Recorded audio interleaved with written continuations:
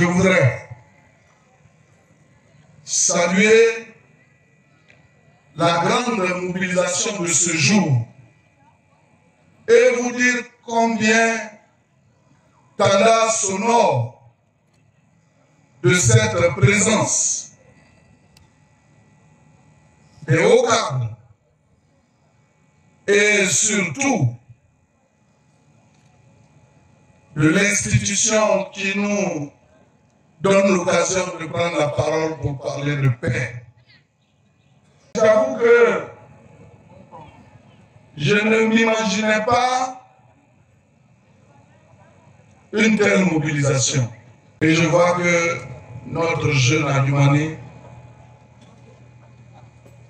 a mis son pied dans le plat, comme on le dit de coutume, et a su laver ses mains pour être avec les grands.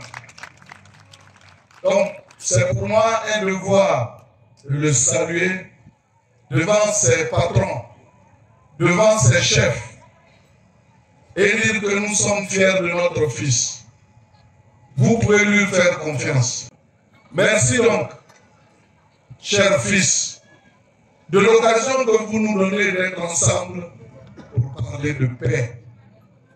Merci à tous les cadres qui ont fait le déplacement et qui ont cru en la paix et qui sont venus donc honorer de leur présence cette importante cérémonie.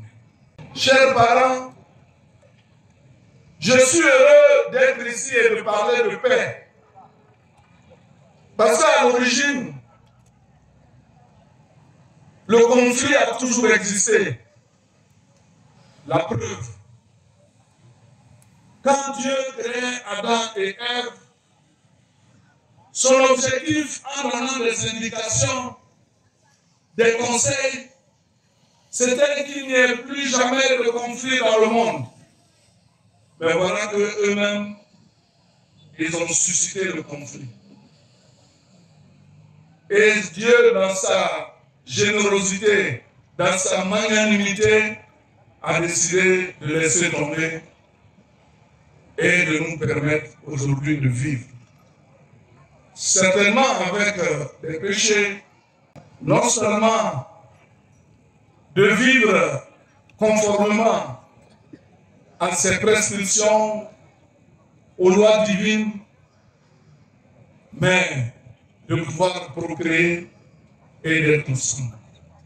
Mais là où il y a les hommes, il y aura toujours des conflits. Figurez-vous, depuis l'origine, on parle de paix. Et on a vu des personnes se succéder pour parler de paix. Où sont les Mahatma Gandhi? Où sont aujourd'hui les Martin Luther King? Où est aujourd'hui Houphouët? Tous ont parlé de paix. Mais est-ce que lorsqu'on s'engage dans le processus de paix, on peut dire qu'on est arrivé? Jamais on ne peut arriver parce que nous sommes sur la route de la paix, comme le dit Alpha Blondy. Et quand on est sur la route de la paix, il y a des embûches, il y a des embâches, il y a des difficultés qu'il faut franchir avant d'arriver jusqu'au bout. Maintenant, figurez-vous le président Alassane Ouattara. Depuis 2011 jusqu'à aujourd'hui, est-ce qu'on parle encore de guerre? Est-ce qu'on parle de crise? Non. Parce qu'il a su trouver la solution à la résolution des crises.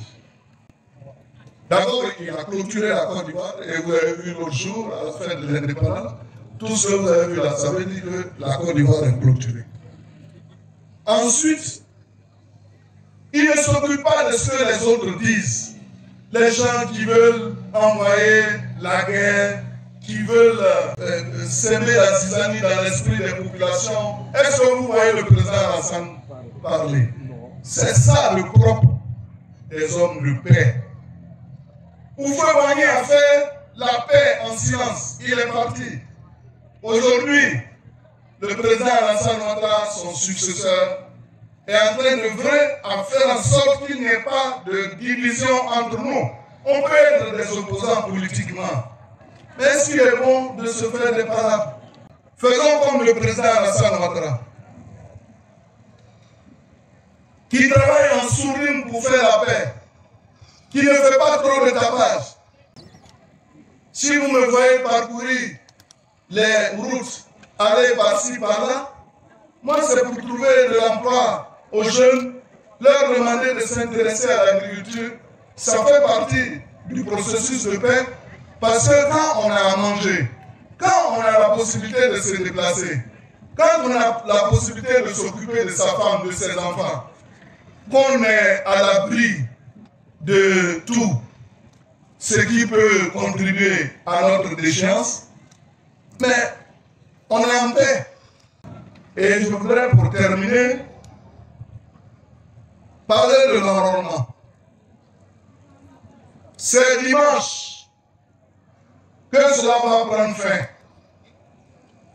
Ceux qui veulent demain venir être candidats, c'est l'occasion plus que jamais de venir vous faire enrôler et de sensibiliser les populations à l'enrôlement.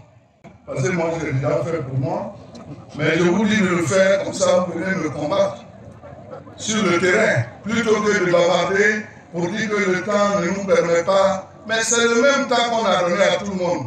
Sensibiliser les vôtres pour qu'ils viennent s'inscrire sur la liste électorale.